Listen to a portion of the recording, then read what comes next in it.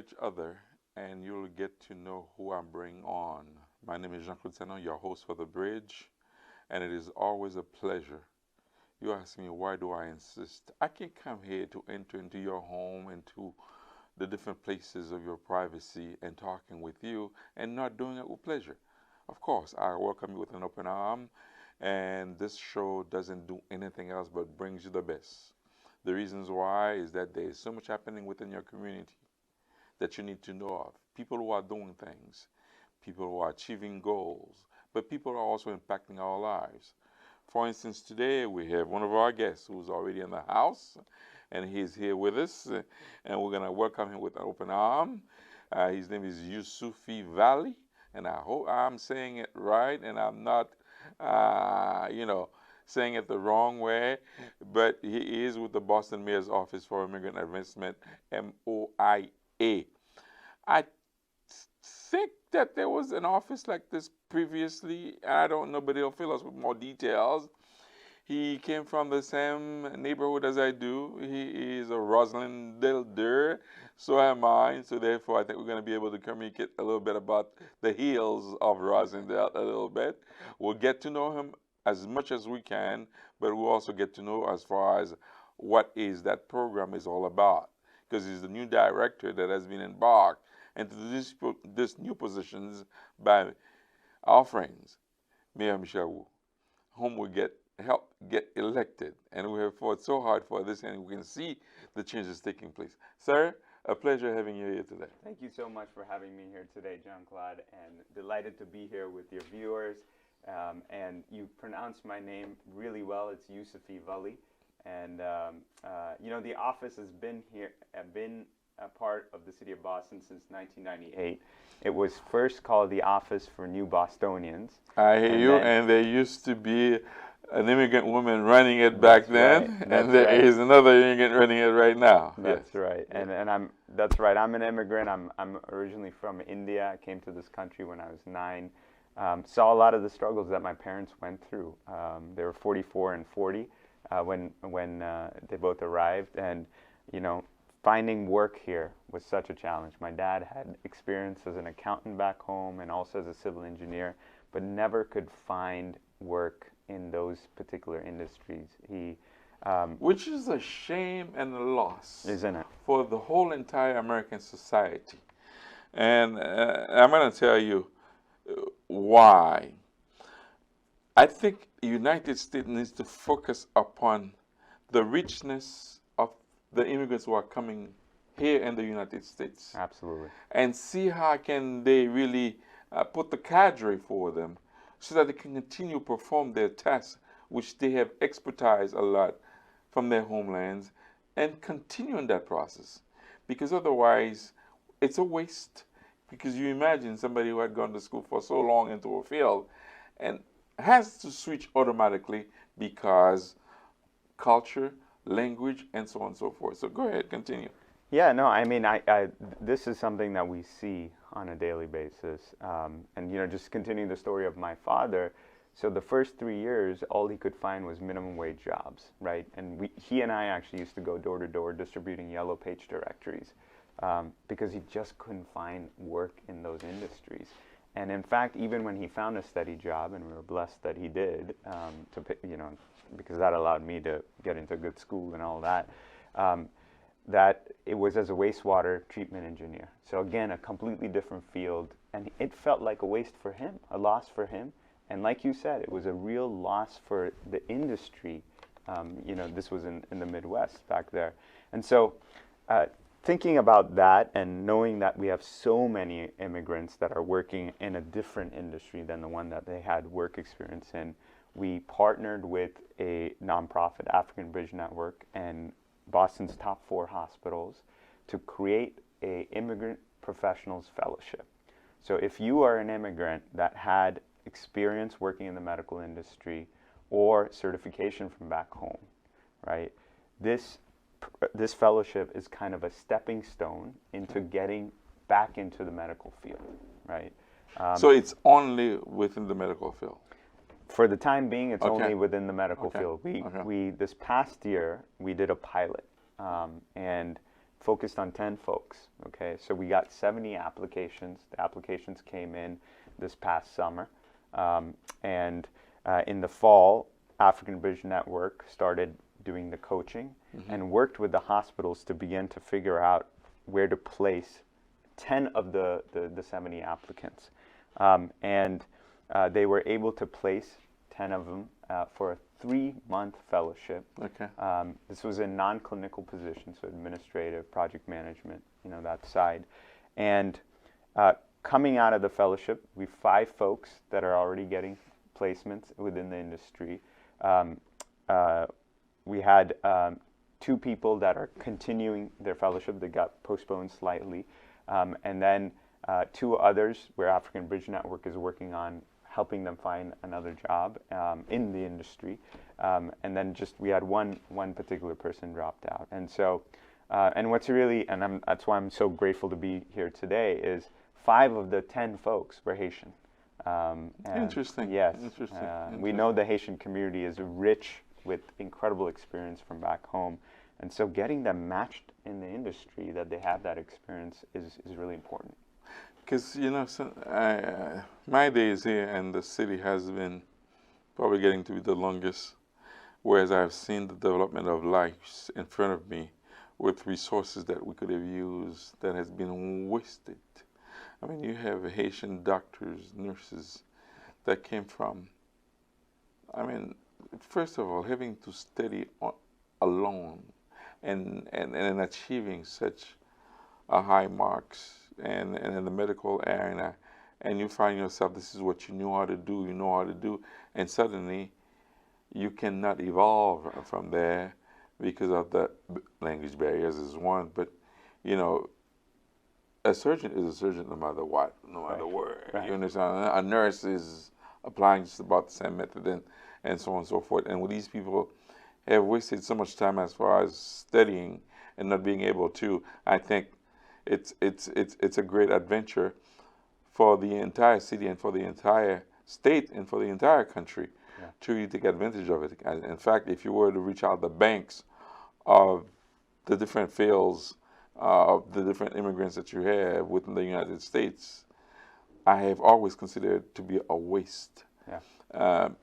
We have had so many blockades, so many barriers to cross over, and they could have worked these things out with professional in terms of languages to really assist these people to assimilate into the system and be able to be helpful. So I'm so glad that you guys are taking these initiatives, and I'm hoping that it's not going to be just medical because there's a lot more. Well, it's my goal is for this to go to other industries, and I tell you what you just said resonates so much to me, because also my mom had a teaching degree from back home in India, and when she came here, she could only find work in a daycare center and had to completely redo her education, enrolled in community college, had to get a master's before she could be back on the path of being a teacher and, most importantly, a principal, right? And she had the courage to do that, but a lot of folks give up. That's exactly right. And I think you identify the barriers really well, right? One barrier is speaking English, right? A second barrier is immigration status, which has been a real challenge in the last 4 years. And then the third barrier, and this is what this fellowship is getting after, is really having that work experience in the industry. Because when you have the work experience, that means you have the professional network in the industry. And also there is a cultural dynamic here, right? That people need some of the soft skills, if you will, right, of working in an American cultural environment. When I first came to this country, I never looked at people in the eye, because back home, some folks don't understand it. It's a matter of it's your culture. This is the way that you were raised and you were brought up, and especially you don't raise. It happens into a lot of the third world countries where young people really have that idea of respect for elders and so on and so forth. You don't look at them. And I remember actually this was my soccer coach, because I didn't used to look at him in the eye out of respect for him. So you played soccer. I played soccer and well, we got to talk a little bit about that, because I'm a part of the graduating team of English 1978 city championship. Oh my goodness! Oh my goodness! I was nowhere close to that, John Clad. All right. But you know, it was funny because my soccer coach said to me, you know, when you do that, you know, I think you're not telling me the truth, and it was such a you know, eye-opening experience for me, if you will, and so that's what this fellowship is doing is, you know, African Bridge Network, our nonprofit that works on it, provides that soft skill training, right? Works with the hospital on the placement and coaching them throughout the internship, and then the hospitals are the ones that, you know, provide this great 3-month fellowship experience. Now the cities put in half the money for this fellowship, and the hospitals put in the other half, and I do want to see it really grow. The good news is that we did 10 last year. It's been so successful that we're now going to do 15 funded by the city, and then we're able to also line up another funding for another 10 fellows. So this year it'll be 25 folks, and applications are actually open now for this current next cohort. Again, this is focusing on still the medical industry, and want to just encourage really people to, you know, apply for that, and hopefully start to get their foot in the field. The other thing I just want to really quickly say is that the other big barrier here, though, is certification. Okay, and this goes to your point around, you have a doctor that, you know, was trained back home, and a nurse, and it's the same work, but the state has you know, licensures and certifications that are really outdated at this point. They don't account for the fact that we live in a world that's globalized, where we have a lot of people coming, you know, to Massachusetts, and as you know, Massachusetts' economy is fueled by immigrants, and so they really need to update that at the state level. Now, until that happens, our fellowship is a little bit of a bridge, right? And that's why it's a bridge in the sense that these are non-clinical positions, right? So it's not going to get you into becoming a doctor, but it gets you into the industry, gets you the relationships. Well, creating the ambience for you to continue with the Exactly. pathway if you wish. Now, are we having the support of the medical industry itself?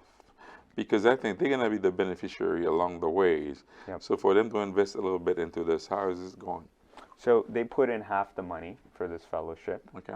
And, you know, again, my hope is that they see so much value in this, that long term, we're not going to just see the medical industry, but other industries beginning to put in money. I was just talking to the CEO of the Mass Competitive Partnership, you know, which is a number of key kind of business leaders that, you know, meet on a monthly basis, and they are really interested in this particular program because it's just such a win-win, right? You're right.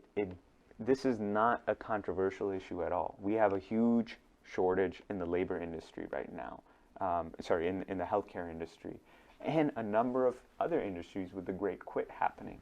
So businesses and hospitals and these different industries really need the workers. And so it's a complete win-win for the immigrant professional, right? And then it's a real win for the industry. Because at the end of the day, I think the prejudice against accents and also language barriers has caused a blockage in the eyes of a lot of folks here in the United States. If you don't speak the language properly, they automatically judge your brains for it. Right. And I think that this routine or this pattern needs to be changed. The mindsets of Americans who seems to interpreting immigrants differently based on the following subtitle that I had just mentioned. So I think there's an education that needs to be done, a little bit more of cultural competency need also to be applied within different industries here also in the United States, so that, you know, because what if they like it or not? We're living in a global village. That's right. And what if you know, it's going to come someday that we're going to be merging together, and you know, starting to learn how to cooperate with it is fine. So how does folks find out about this? How does one get involved? Yeah, so just go to boston.gov/immigrants, and you know, you'll see the Immigrant Professionals Fellowship, you know, highlighted on that website, and applications are open now for the fellowship. Again, we are going to have 25 fellows, 15 of them funded by the city, and just want to encourage people to apply to the program, and it's really good even if you don't get it this year.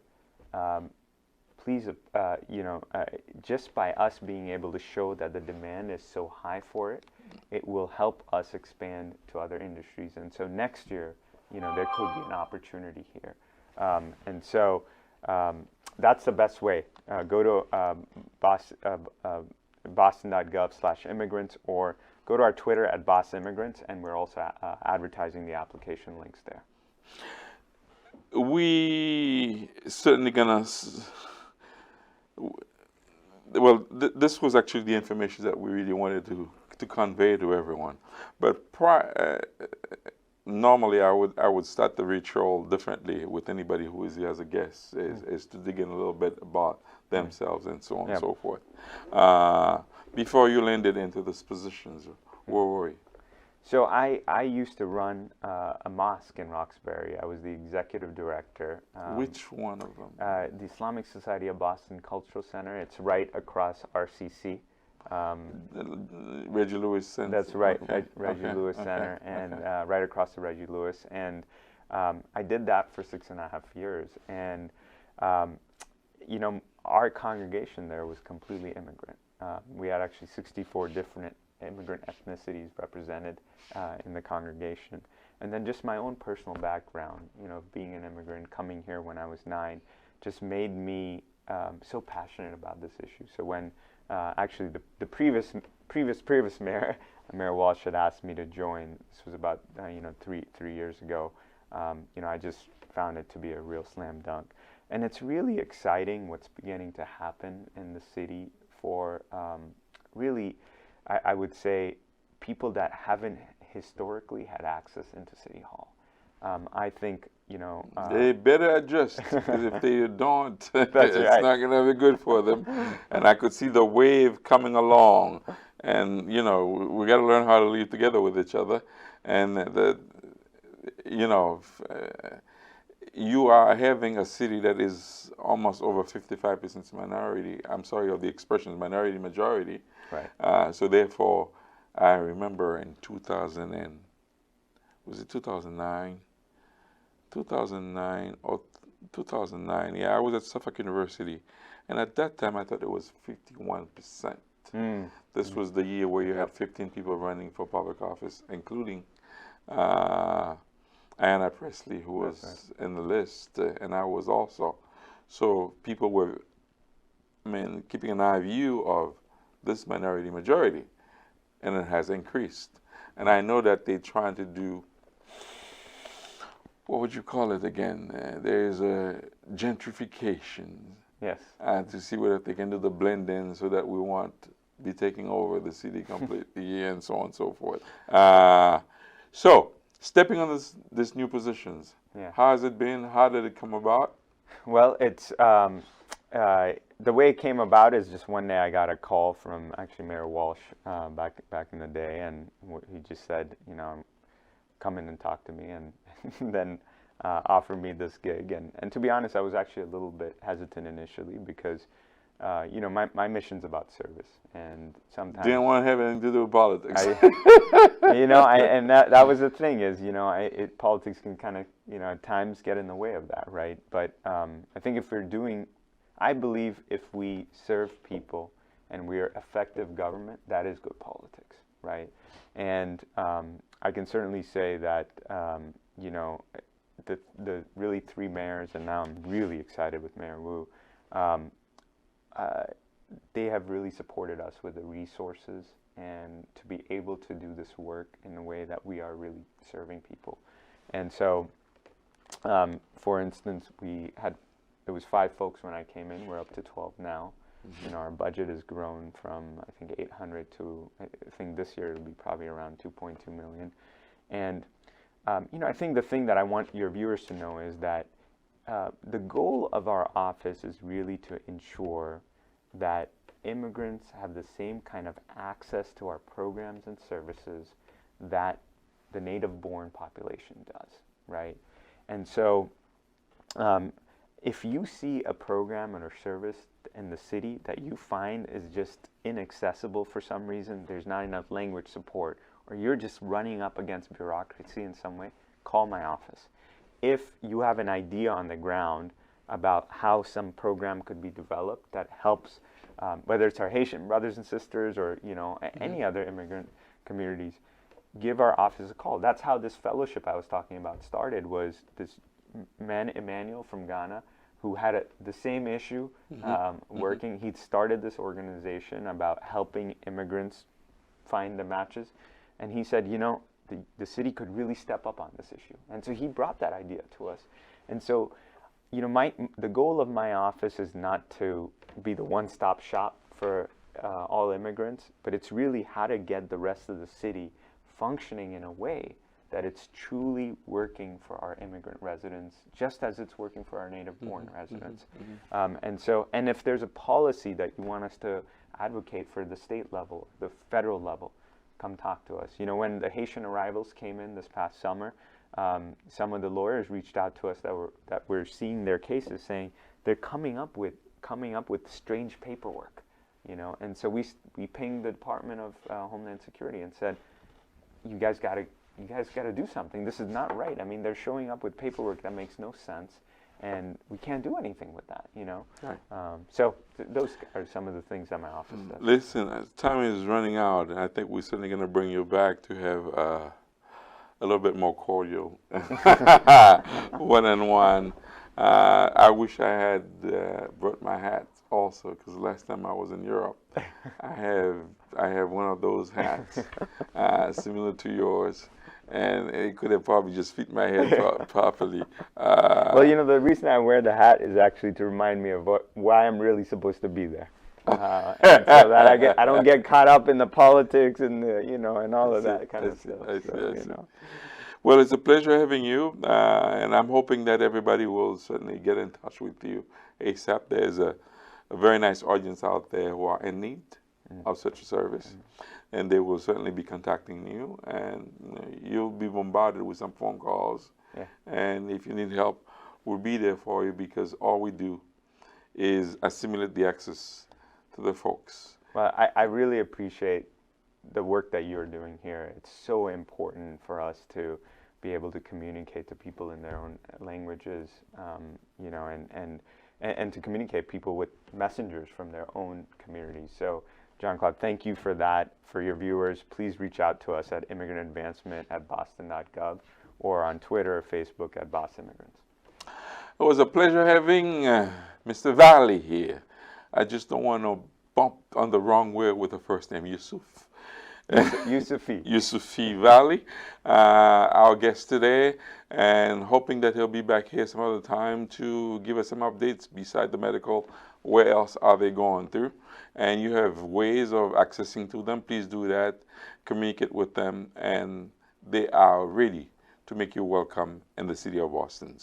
A pleasure to have you on the bridge today. We'll see you next time. Thank you. Thank you.